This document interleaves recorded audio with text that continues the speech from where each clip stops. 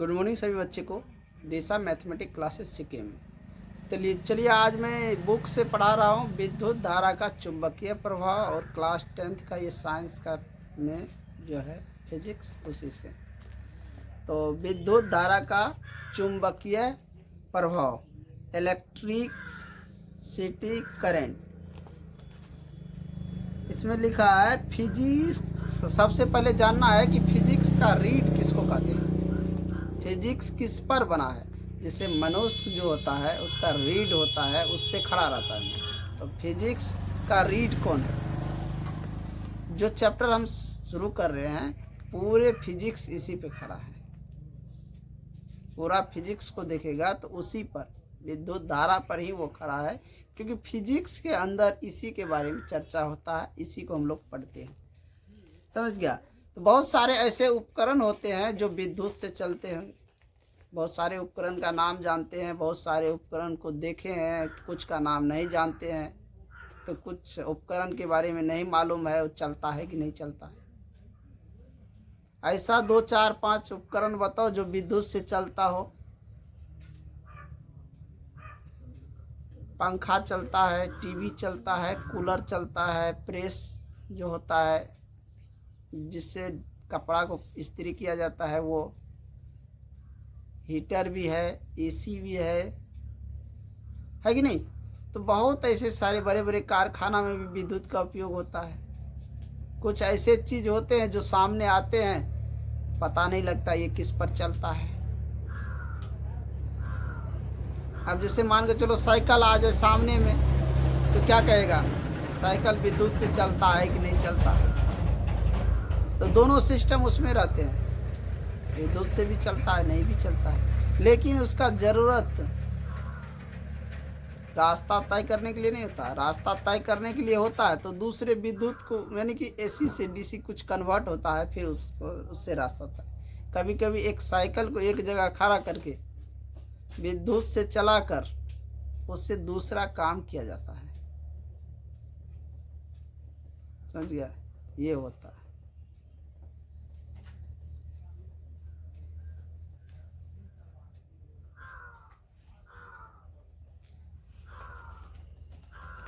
इसमें क्या क्या पढ़ना है चैप्टर को सबसे पहले जानेंगे। चैप्टर में हमको पढ़ना क्या क्या है। विद्युत धारा के उसमें प्रभाव, सबसे पहले इसमें विद्युत धारा, उसके बाद चालक, विद्युत रोधी, विद्युत परिपथ, सेल या बैटरी, विभव विभवांतर, ओम का नियम, प्रतिरोध प्रतिरोधक, श्रेणी क्रम पार्श्व क्रम, एमीटर वोल्ट मीटर, विद्युत शक्ति, पावर का फॉर्मूला।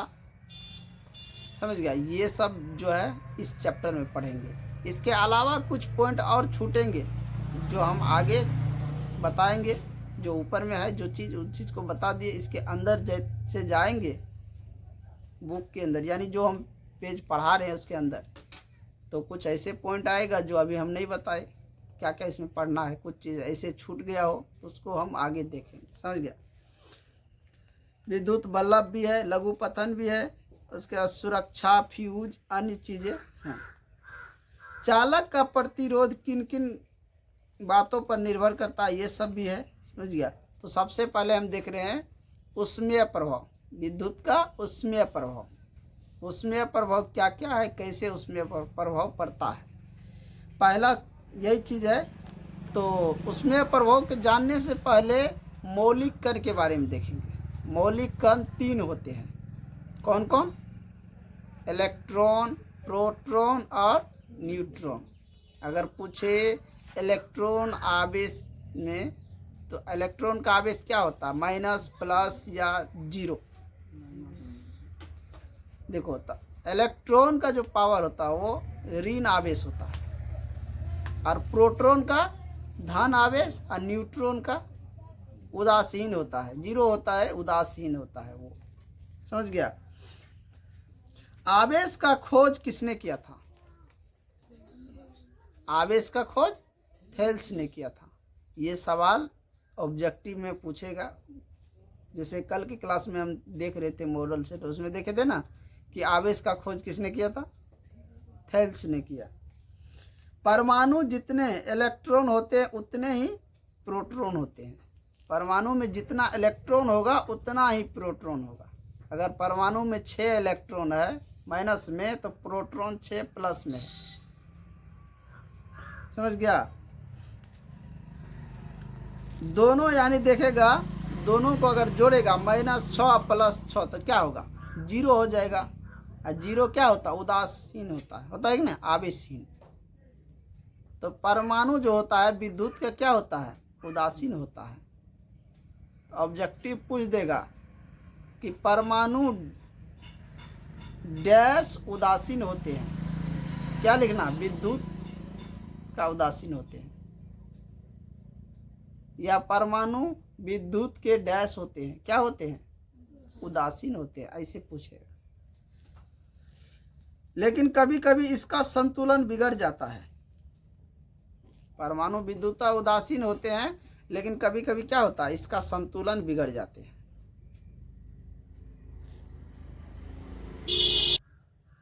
अब कभी कभी जो संतुलन बिगड़ जाता है तो इसमें क्या होता है ना, अब जैसे कांच और रेशम का कपड़ा ले लो। कांच का छड़, शीशा वाला जो छड़ होता है, शीशा का छड़ देखा है?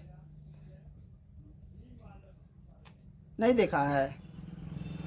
जहाँ कभी गया है, मतलब ब्लड उलड टेस्ट करवाने गया है कभी डॉक्टर के पास ब्लड टेस्ट कराने? कभी नहीं गया है। जाके वहाँ पे देखेगा तो इतना सा बोतल दिखने को मिलेगा, इतना बड़ा बोतल देखने को मिलेगा जिसमें ब्लड रखता है, वो कांच का बना होता है। उसी तरह अगर मान के चलो लंबा हो कांच का छड़, उसको अगर रेशम के कपड़े में रगड़ेगा तो कुछ कण क्या होता है ना, उसमें सट जाता है। किसमें सट जाता है? एक दूसरे के साथ रगड़े तो देखेंगे कांच का कुछ टुकड़ा रेशम के कपड़े में सट जाता है। कांच का जो कुछ टुकड़ा होता है किसमें सट जाता है? रेशम के कपड़े में रगड़ने पर। अब कांच का कुछ टुकड़ा न सटा है रेशम में, तो रेशम जो है आवेश, क्या रेशम का जो आवेश है वो कुछ लिया है, ग्रहण किया है। तो ग्रहण करने वाला क्या होता है? देने वाला धनवान, लेने वाला गरीब होता है ना। जो गरीब है वही नहीं लेगा। तो वहाँ पे क्या धन आवेशित हो गया कांच, रेशम ऋण आवेशित। जो ग्रहण किया वो ऋण आवेशित, और जो दिया है वो खोया है, उसको क्या बोलते हैं? धन आवेशित। समझ गया?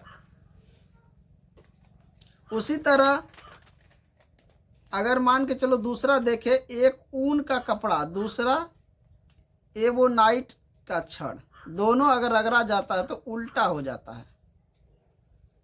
कांच और रेशम की तुलना में ऊन और एवोनाइट के छड़ को रगड़ा जाए तो उल्टा पड़ जाता है। कांच का टुकड़ा रेशम को क्या कर रहा था? अपने ओर खींच रहा था। कांच के टुकड़ा को खींच रहा था ना। कौन खींच रहा था?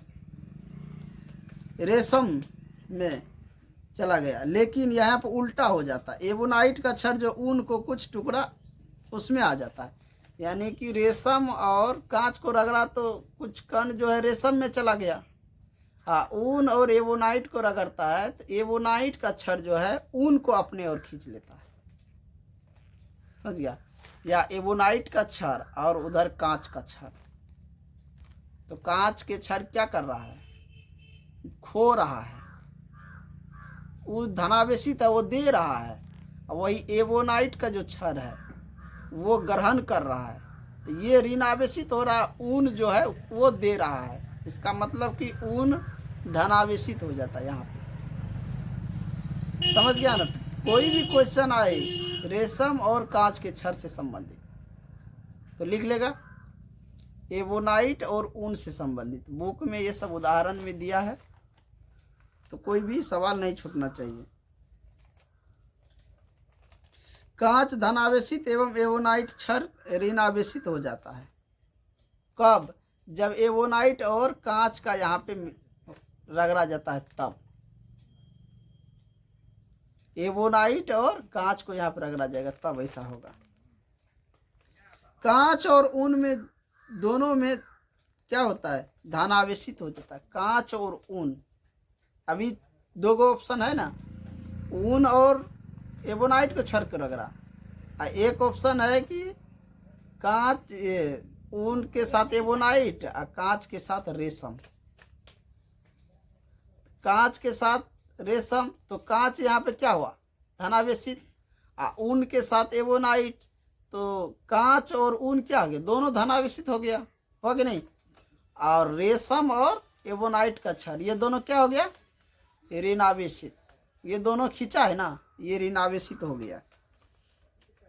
समान आवेश जो होता है ना, अगर मान के चलो कि रेशम और एबोनाइट का क्षार को रगड़े तो क्या होगा, प्रतिकर्षण, क्योंकि दोनों में समान आवेश है। तो समान आवेश एक दूसरे को दूर भगाता है और समान आवेश एक दूसरे को नजदीक लाता है। समझ गया। अब इसको कई उदाहरण से समझ सकता है, कोई भी उदाहरण, यानी कि समझ गया। समान जो है क्या करता है, एक दूसरे को अलग अलग हटा देता है। असमान एक दूसरे को आकर्षित कर लेता है अपने ओर।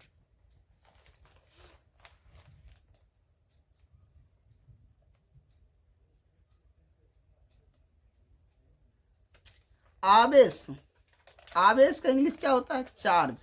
दो तरह के हो सकते हैं। आवेश पूछेगा कितने तरह के होते हैं, क्या लिखेगा, आवेश दो तरह के। कितने तरह के आवेश, दो तरह के, धनात्मक और ऋणात्मक।